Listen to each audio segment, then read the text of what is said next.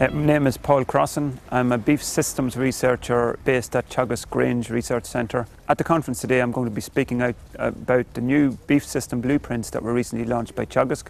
I'm also going to speak a little bit about the principles underpinning efficient suckler to weanling systems.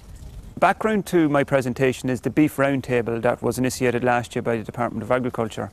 And one of the outcomes from the beef roundtable was that Teagasc were requested to develop beef systems guidelines for weanling to finish systems, essentially to provide farmers with some guidance regarding the type of production systems that are available, the management considerations, inputs required for different systems, and some indication of the relative profitability of those systems. Guidelines don't include, though, is the calf to weanling phase or the suckler phase in the case of suckler beef systems.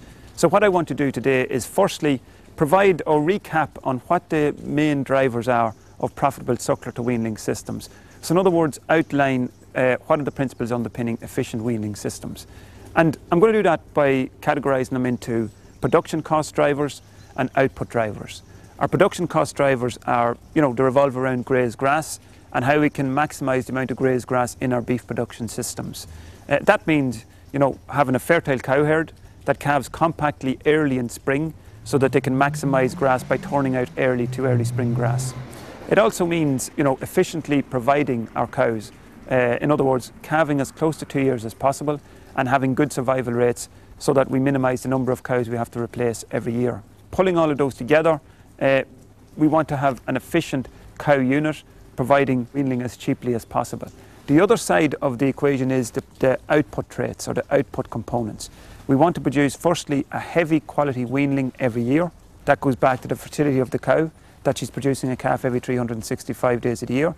It also goes back to the milk yield of the cow, so that the milk provided to the calf, in other words the key driver of live weight gain, is as high as possible. In terms of the quality of that calf, it revolves primarily around genetics. The genetics of the dam and the genetics of the sire for carcass conformation, muscularity, and essentially the quality traits that will provide a high quality calf that will maximise sale value at sale. We want to produce as many of those per hectare as possible. In other words, stocking rates need to be high.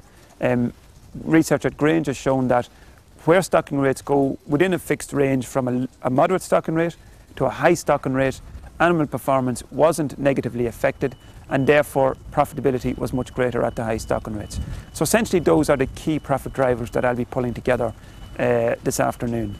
And as I said at the beginning, revolving around maximising the amount of the cheapest feed we have available to us, grazed grass, the cheapest feed, but also a very high quality feed available for long periods of the year. So we need to really make the most of our competitive advantage in that respect.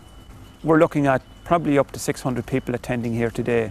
In terms of beef farmers attending a single event, there are very few events where you get the same opportunity to present, detailed technical information.